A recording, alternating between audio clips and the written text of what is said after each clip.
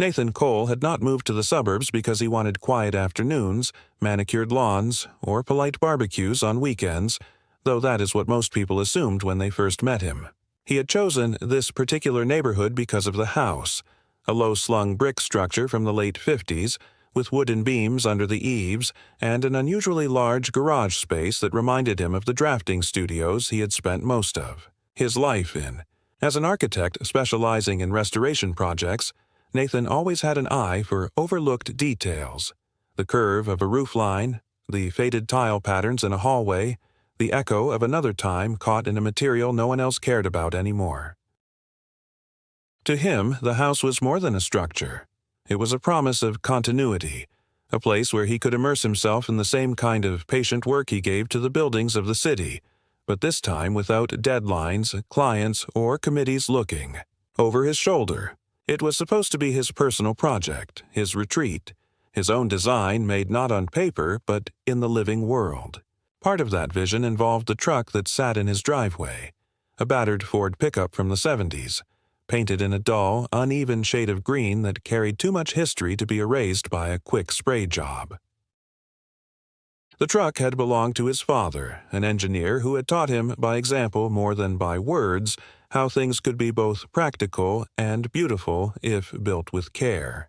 His father had died suddenly when Nathan was in college, and the vehicle had been kept in a storage barn upstate until Nathan finally had the means and space to bring it with him. To most, it was an eyesore, a clunky relic that smelled faintly of gasoline no matter how carefully it was scrubbed. But to Nathan, it was a monument, something he could put his hands on and feel the continuity of blood and time, something that told. Him, he had not entirely lost the thread of where he came from. Every weekend he worked on it, sanding, replacing, polishing, measuring with the patience of a craftsman who knew that perfection lay not in completion, but in the ongoing act of preservation. When he first rolled it into the driveway of his new home, the neighbors had been polite but distant. They nodded, smiled with that tight-lipped expression suburbanites seemed to master, and turned away a beat too quickly. Nathan was not surprised. He had never been the sort of man to blend easily. He was tall, somewhat severe in posture, with the habit of speaking only after long pauses, as if his words needed to be assembled piece by piece before he would let them out. He had been called aloof, cold, even arrogant, though in truth he was simply cautious with his energy, preferring measured engagement over casual chatter. To a community built on block parties and watchful committees, he was bound to stand out, and he accepted that with the same calm resignation with which he accepted the chipped paint on the truck's hood. What unsettled him, however, was not the cool politeness of the neighbors, but the sharpness with which one voice cut through that surface. It was during his second week, as he knelt by the truck adjusting the front bumper, that he heard her. Karen Lowell, a woman in her 50s, perfectly coiffed with a clipboard tucked under one arm as though she had just come from some inspection. She approached without hesitation, her heels clicking on the sidewalk, her smile too bright to be friendly. "You know," she said, her tone carrying the weight of both casual remark and veiled authority. "We try to keep a certain standard here. We're not exactly running a museum, Mr. Cole. Some of us like our homes to look current." Her eyes slid over the truck, her nose wrinkling with a kind of practiced disdain. "That belongs in a scrapyard, not in plain view." Nathan straightened slowly, wiping his hands on a rag, and regarded her with the detached curiosity of a man accustomed to critiques delivered under the guise of civility. He did not rise to the bait. Instead, he said evenly, "It's part of my family. I'll be keeping it here."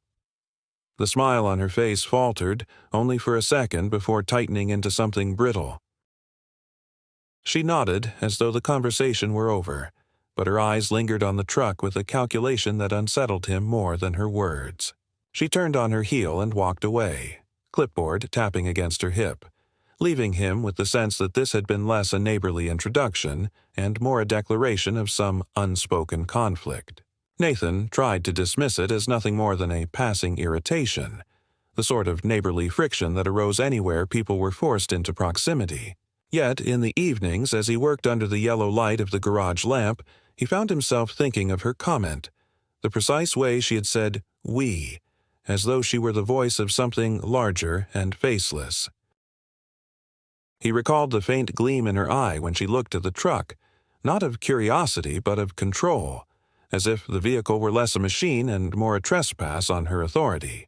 He had dealt with clients, city inspectors, and developers all his life, but there was something different here, something personal.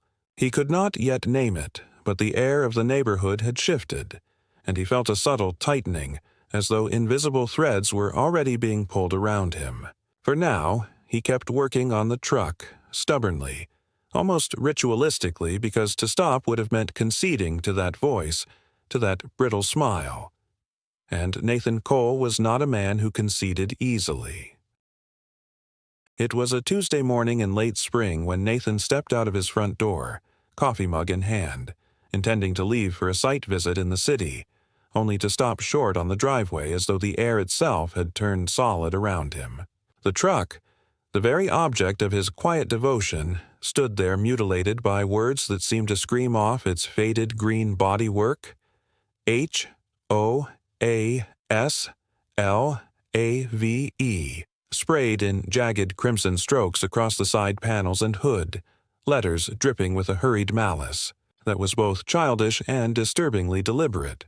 The paint glistened wetly in the morning light, sharp fumes clinging to the air, a crude proclamation for every neighbor peeking through blinds and curtains to witness his humiliation. Nathan froze for a long moment, his coffee cooling in his hand, as if his mind could not immediately translate the sight into sense. It was not merely vandalism, it was a message, a branding of both man and machine, a reduction of his personal history into a grotesque slogan. He set the cup down on the curb with a steadiness that surprised him, walked slowly to the truck and traced the edge of one letter with his finger, the red pigment smearing across his skin. His breath came shallow, not out of fear but out of a strange, cold clarity that told him this was not the impulsive act of bored teenagers, but something orchestrated, targeted. The word itself gave it away. HOA, an abbreviation heavy with bureaucratic authority, scrawled across his father's legacy. Whoever had done this wanted him to understand that it was not random. It was meant to place him in a hierarchy, to remind him that in this neighborhood he was not independent, but subject to rules written by faceless committees and enforced by people, like Karen. By instinct more than plan, Nathan turned and scanned the street. Curtains twitched back into place, doors shut quietly, and the silence that followed seemed louder than any spoken words. No one came forward, no one gasped or offered help, no one even pretended to share in his indignation. It was as if the entire street had already rehearsed its role in this play. Observe, withdraw, remain silent. Nathan felt a shiver, not of fear but of recognition, the realization that the neighborhood was less a collection of homes than a stage where compliance was constantly monitored. He did the rational thing first. He called the police, his voice measured, describing the vandalism and requesting an officer. The dispatcher promised someone would be sent. When the patrol car arrived nearly an hour later, 2 officers stepped out, their expressions already dulled with the weight of routine, as if graffiti was beneath the threshold of true concern. One officer, a heavy-set man with thinning hair, took a glance at the truck and sighed. "Happens all the time." Probably kids, Nathan pointed out the specific wording, emphasizing the letters HOA. The officer shrugged, scribbling half-heartedly into his notepad. "Could be coincidence. You know how kids are, they spray whatever comes to mind. Not much we can do unless you've got cameras." Nathan's jaw tightened. He explained that the truck was not just property but a family heirloom, that this was not random but targeted, that the message itself implied involvement of the homeowners association. The officer finally looked at him with something between pity and irritation. "Sir, we can file a report, but this kind of thing is usually handled internally. HOA communities have their own processes." If you think one of your neighbors is involved, you might want to take it up with them first. Saves a lot of time. His partner, younger and less weary, added softly, "They're probably trying to provoke you." Don't give them the satisfaction. Nathan stared at the form they handed him. A perfunctory record destined to vanish into a drawer. It was not justice, it was dismissal. As the patrol car pulled away, leaving behind the echo of its indifferent presence, Nathan felt the weight of the vandalism settle not on the truck but on himself, as if he too had been painted with that word, reduced to property of an organization he had never agreed to belong to. Later that afternoon, after cleaning his hands of the red residue but leaving the words on the truck untouched, he found a white envelope slipped into his mailbox. No stamp, no return address, just his name typed neatly on the front. Inside was a single sheet of paper bearing the HOA's letterhead with its faux official crest, and a paragraph that chilled him more than the spray paint. The letter stated that he had acknowledged a violation of community standards regarding the storage of non-compliant vehicles in view of the street, and that he had agreed in writing to corrective measures, including either removal of the truck from the driveway or repainting it in accordance with HOA guidelines. The words were stark, bureaucratic, with the chilling efficiency of legalese. At the bottom was a signature. His own name, carefully scripted, unmistakably his, but he had never signed it. For a moment Nathan simply stared, his mind struggling to reconcile the neat curve of the letters with the certainty of his memory. He had not signed any acknowledgement, had not even received any notice of violation before this. Yet here was proof, neat and damning, of his supposed compliance. He examined the signature again, noticing how it was too perfect, lacking the slight downward slant his real hand gave when tired, too consistent in pressure, as if traced or lifted from another document.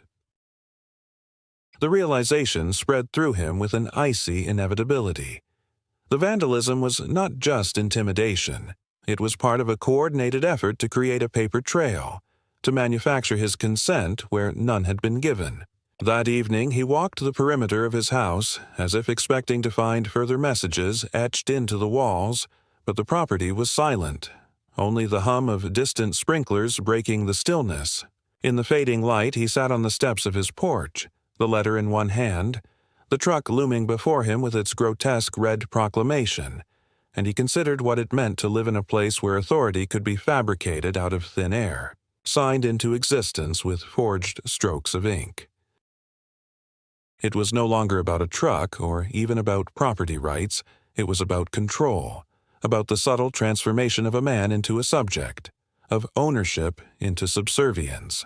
He thought of Karen's words on that first day, the casual cruelty wrapped in a smile, and realized that what he had dismissed as arrogance had been something deeper, a declaration of jurisdiction.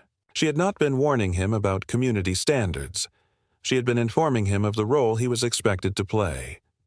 Nathan Cole was not a man who yielded easily, but he was also not reckless. He understood the danger of confronting power without evidence, of allowing emotion to cloud judgment.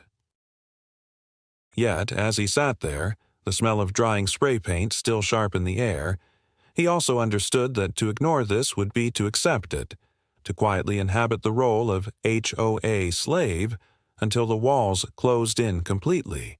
The vandalism had not been a warning. It had been an initiation. And Nathan knew, with the calm certainty of an architect recognizing the stress lines in a collapsing structure, that this was only the beginning. Nathan had learned long ago that institutions thrived on silence, on the willingness of individuals to convince themselves that things would resolve on their own if left undisturbed. But silence was something he could no longer afford. The vandalism and the forged document gnawed at him through restless nights, and by the end of the week he forced himself to do what he dreaded most, to seek conversation with the neighbors, those tight-lipped figures who had so far only peered from behind curtains or nodded politely in passing. He began with Mrs. Hardy, an elderly widow who lived 2 doors down, the only resident who had once approached him to ask about his work as an architect with genuine curiosity. She invited him onto her porch, served weak iced tea, and listened with eyes that darted toward the street whenever he mentioned the truck. When he showed her the letter with the forged signature, her lips pressed into a thin line. She leaned closer and said in a low, deliberate voice that he should be careful, that this sort of thing had happened before, though never so brazenly. Several years back, another homeowner had found himself at odds with the association after disputing a landscaping violation. Papers surfaced that he had never seen, agreements with his signature that he swore were fabricated, and within months his property had been foreclosed under the weight of accumulated fines and supposed non-compliance. He moved away quietly, leaving behind whispers but no formal protest, and the neighborhood adjusted as if he had never been there. "No one fights them, Nathan," she said with the resignation of someone who had watched the same story play out too many times. "People think they're powerless. But the association is worse than the city. At least the city has courts and appeals. Here, everything looks official, and by the time you realize what's happened, the papers are already filed." Her words unsettled him more than the graffiti ever could, because they revealed a system rather than an outburst, a pattern of coercion, built on forged compliance and passive acceptance. When he pressed her for details, she shook her head quickly and changed the subject, offering more tea, as if speaking further might summon unwelcome consequences. That evening, Nathan walked back to his house with the heavy realization that his neighbors were not indifferent out of malice, but out of fear that made them complicit in their own subjugation.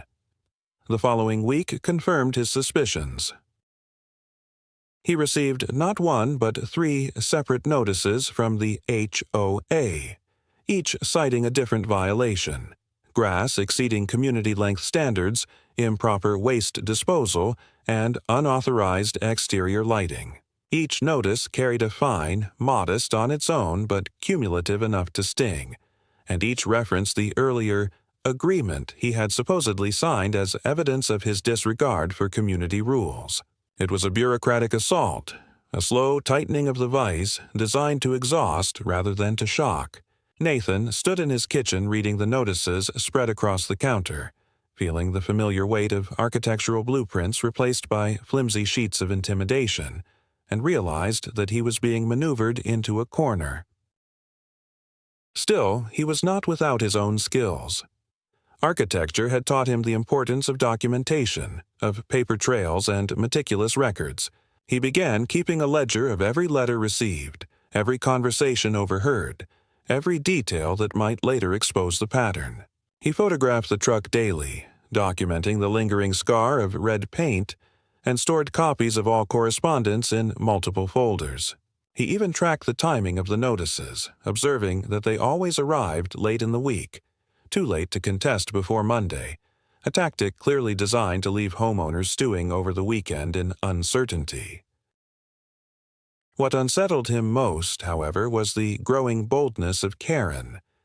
Whereas at first she had kept her distance, now she seemed to make a point of appearing whenever he was outside, greeting him with sugary politeness laced with veiled disdain. Once, as he raked leaves, she stopped on the sidewalk and remarked loudly enough for others to hear, "Some people just don't understand that this is a community, not a personal museum." On another occasion, she glanced at the truck and added, "We do have procedures for removing abandoned vehicles. You might want to read your bylaws." Nathan realized then that this was not simply about his truck, but about him, about resistance itself. The truck was a symbol she wanted erased because it stood as proof that he was unwilling to conform. Her gaze carried the authority of someone who believed she already owned the outcome, and her words implied a system so confident in its ability to fabricate reality that it no longer feared contradiction. The first escalation came not in a burst of violence but in the suffocating weight of procedure, in the subtle transformation of a man into a file, a violation, a case number to be handled. Nathan felt it in the way neighbors averted their eyes, in the way the HOA notices piled up like bricks in a wall, and in the way Karen's smile lingered, brittle and unyielding, whenever their paths crossed. He understood that if he continued to meet silence with silence, the structure would close around him until there was no space left to breathe. And so, instead of retreating, he began to prepare, not by lashing out but by planning carefully, as he would with any architectural project. He would uncover the weak points, expose the hidden supports of their authority, and document every crack until the facade collapsed under its own weight. For now, though, he endured the humiliation of red paint on his father's truck, endured the whispered gossip and the condescending remarks, because endurance was not the same as surrender. And though the escalation had begun with papers and signatures, Nathan Cole knew it would not end there. Something darker was waiting beyond the notices and graffiti, something woven into the very fabric of the community, and he intended to meet it with eyes open and hands steady.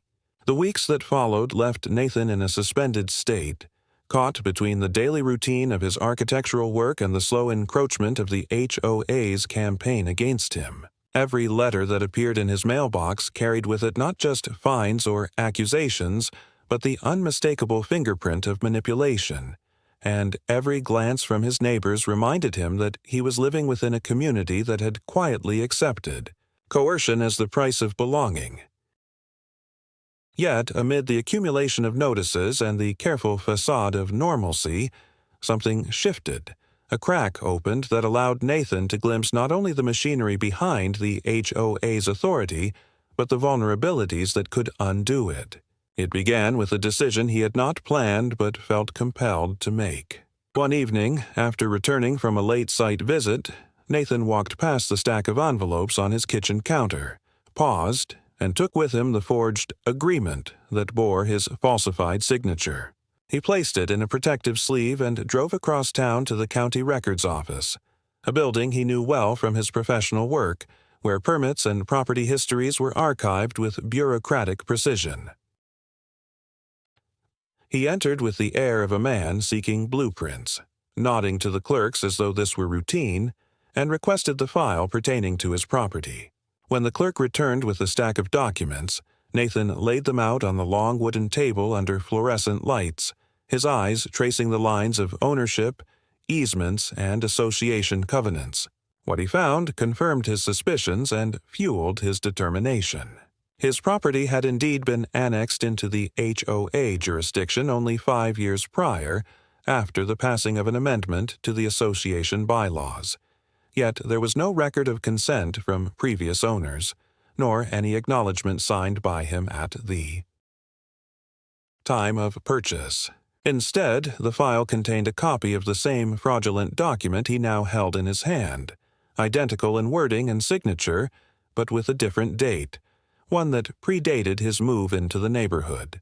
It was not merely a single forgery. It was a template, a mechanism by which the HOA retroactively manufactured compliance. Nathan photographed every page, careful not to draw attention, and left with a renewed sense of both dread and opportunity. He understood now that his case was not isolated, that the association had likely built its power on a foundation of fabricated agreements, stacking false consent until no one dared question the edifice. The discovery did not free him. It placed him in greater danger because knowledge without strategy could be used against him. But it also gave him leverage, a weapon to wield if timed correctly. The true test came days later when he attended an HOA meeting, his first since moving in, held in the sterile community hall at the center of the development. He arrived early, deliberately parking his truck, still scarred with the faded red letters, in full view of the entrance. Inside, rows of folding chairs faced a long table where the board members sat, Karen at the center with her clipboard, presiding as though the room were her courtroom. The meeting opened with routine items, budget allocations, landscaping contracts, but the undercurrent was clear. The community functioned less as a collective of homeowners than as an audience submitting to authority. When his name was called under violations, Nathan rose slowly, the folder of documents in his hand. Karen smiled with that brittle confidence, announcing that Mr. Cole had repeatedly failed to address outstanding issues, and she gestured toward a screen where scanned copies of the supposed agreements, including the forged signature, were projected for all to see. The performance was smooth, rehearsed, designed to elicit murmurs of disapproval from the gathered neighbors. But Nathan did not falter. He stepped forward, opened his folder, and placed a set of enlarged prints on the table for the board to examine. These were not his fabricated agreements, but the county records he had photographed, documents showing the original covenants and the suspicious amendments. For the first time he saw Karen's composure waver. Her eyes flicked to the papers, then to him, then back again, as though recalculating. She recovered quickly, declaring that such matters were beyond the scope of the meeting, but the shift had already occurred. Several neighbors leaned forward, whispering to each other, their expressions tinged not with hostility but with curiosity, even doubt. Nathan pressed his advantage, speaking in the calm, measured tone of a professional presenting a design flaw. These documents suggest that the agreements being enforced were never properly recorded or consented to. If this is how compliance is created, then none of us can be certain where we stand. Today, it is my truck. Tomorrow, it could be your home. The silence that followed was heavy, punctuated only by the shuffle of papers. Karen attempted to move on, her voice tightening, but the authority of the board no longer felt absolute. Nathan did not expect allies to emerge openly. Not yet, but the seed of uncertainty had been planted. He left the meeting knowing that he had changed the narrative, however slightly, from one of isolated defiance to one of potential collective awakening. That night, in the solitude of his home, Nathan replayed the scene in his mind, weighing both the risk and the progress. He had exposed cracks in the facade, but he had also drawn attention to himself as a threat, and threats were seldom tolerated quietly. He sat on the porch steps, the folder of documents beside him, and gazed at the truck illuminated under the streetlight. The graffiti, once a mark of humiliation, now looked almost like an emblem, a reminder that the attempt to brand him had failed, that he had used their own tactics against them. Yet he knew the escalation had only begun. Karen's faltering composure was not defeat. It was a warning that she would come back with sharper weapons, more cunning strategies. The midpoint of his struggle was not victory, but revelation. He understood now that he was not fighting over paint, fines, or even property. He was fighting against an entire architecture of control, built on forged signatures and unchallenged authority. And in that realization lay both clarity and danger. Nathan Cole was no longer simply a man repairing a truck in his driveway. He had become the visible crack in a structure that depended on silence, and the weight of the whole system might soon come crashing down on him. The fallout from the meeting was not immediate, but it was unmistakable. For several days, the neighborhood seemed to tighten around Nathan like a noose, not through open confrontation, but through a shift in atmosphere that was as tangible as it was invisible. People no longer met his eyes when he passed them on the sidewalk. Conversations halted when he approached. Even the smallest gestures of civility, a wave from a porch or a nod from a passing car, dissolved into stiff silence. It was not anger that isolated him, but fear, a collective recoil from someone who had broken the unspoken pact of compliance. Nathan knew what this meant.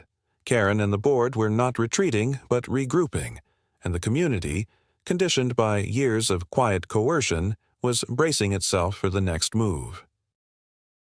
It came in the form of a letter, thicker than the others, hand-delivered rather than mailed, stamped with an embossed seal that lent it an air of authenticity. Inside was a formal summons, not to a municipal court but to a mandatory compliance hearing to be held in a rented office suite downtown.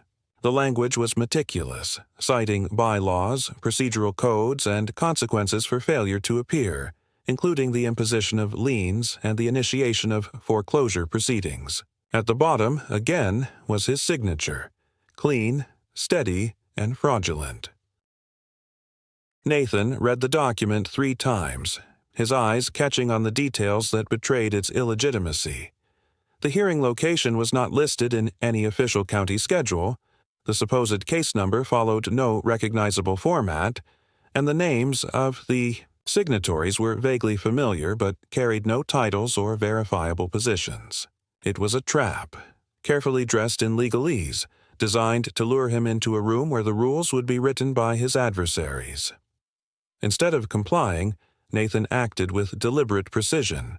He made certified copies of the summons, filed a complaint with the county clerk, and requested a formal review of the HOA's authority to convene such hearings.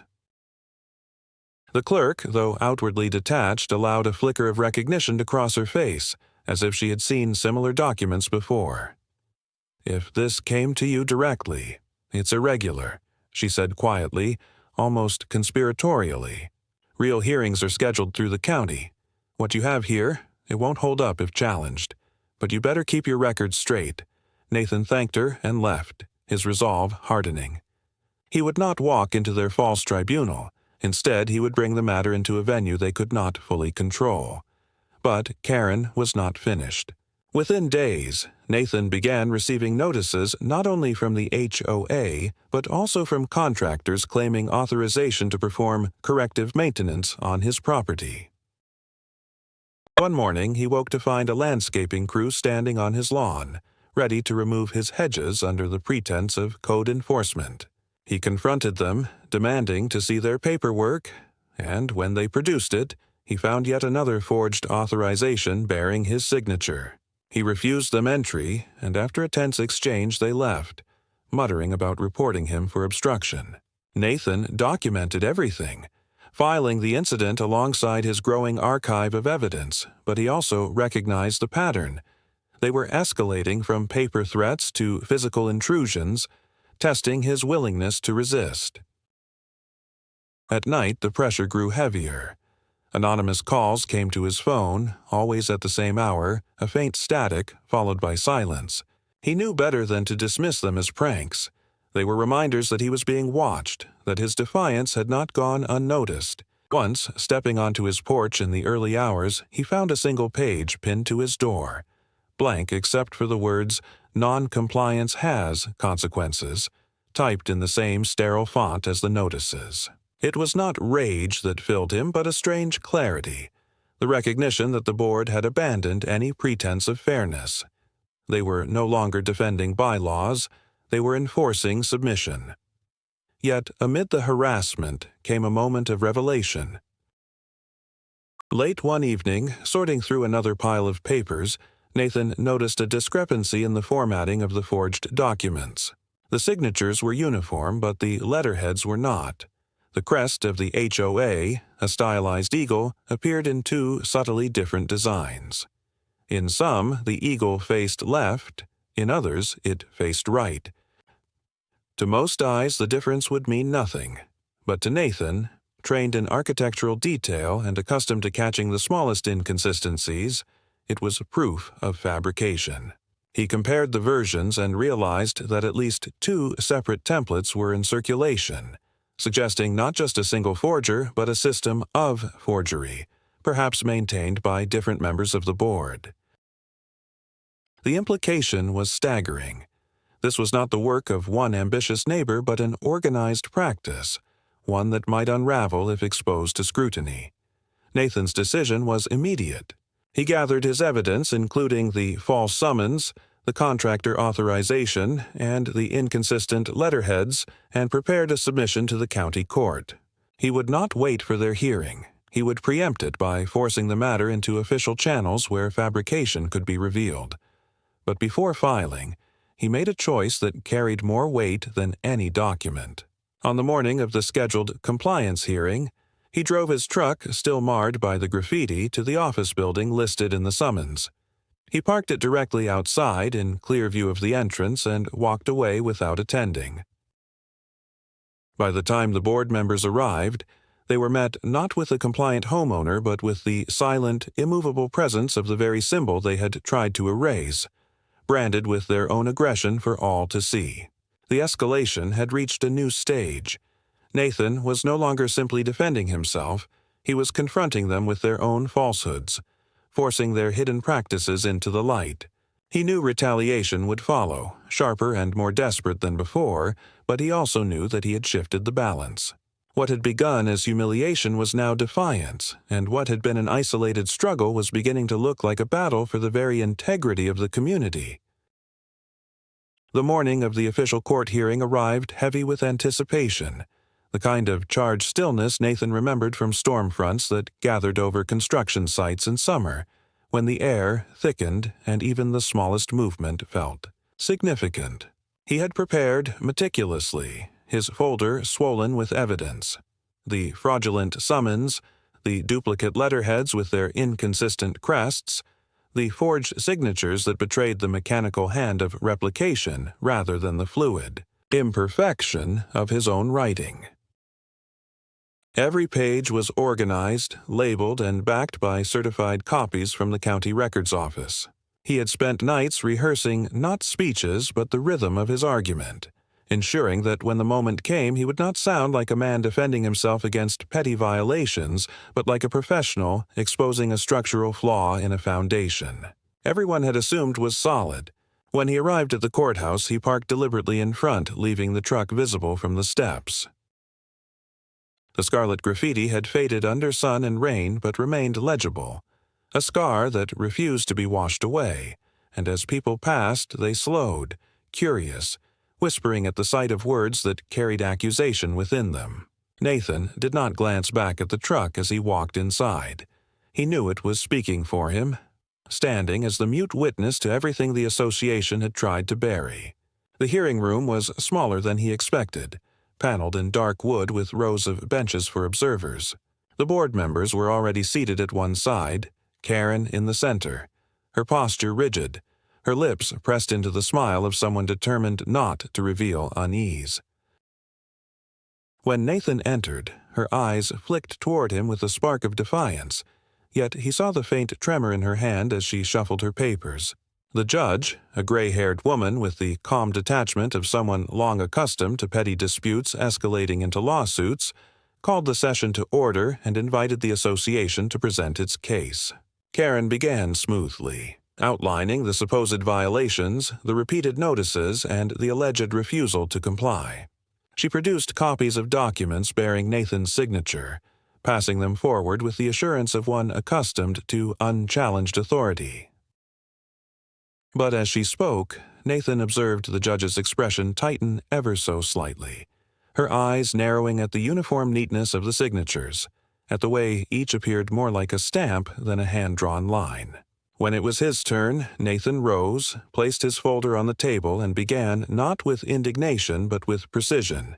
He showed the judge the two variations of the HOA crest, side by side, asking how an official organization could alter its own emblem within the same set of documents. He presented the contractor authorization, pointing out the identical signature used across different dates, a detail so implausible that it undermined the credibility of every paper attached to it. The room grew tense as murmurs rose from the benches. Nathan pressed on, revealing the records from the county office, demonstrating how the amendment that annexed his property lacked any recorded consent from previous owners and citing state statutes that required explicit acknowledgement for such changes to be binding. He did not raise his voice, did not posture. He simply laid out the facts with the steady patience of an architect explaining why a structure would collapse if built on a flawed design. The judge leaned forward, examining the papers with increasing scrutiny, her questions directed less at Nathan and more at Karen, who faltered with each answer. At one point, the judge asked directly whether the association could produce the original agreements bearing ink signatures rather than copies. Karen hesitated, her composure cracking, and admitted that the originals were unavailable at this time. The phrase hung in the air like a confession. Nathan knew then that the momentum had shifted irreversibly. The climax arrived not with shouting but with silence. The judge set the papers aside, removed her glasses, and announced that the evidence presented by the association was insufficient to support their claims. that the inconsistencies suggested deliberate fabrication, and that enforcement actions taken on the basis of such documents could not be upheld. She ordered the liens lifted, the fines voided, and the matter referred to the county prosecutor for potential investigation into fraudulent practices. For a moment, the room seemed to exhale as though the walls themselves had been holding their breath. Karen's face drained of color, her smile collapsing into the rigid mask of someone who had not only lost control, but exposed herself to consequences she had never imagined possible. Nathan gathered his papers slowly, his movements deliberate, his heart steady. He did not look at her as he left the room. Outside, sunlight fell across the truck, its scarlet letters glaring against the faded green paint, and for the first time he felt no sting of humiliation in their presence.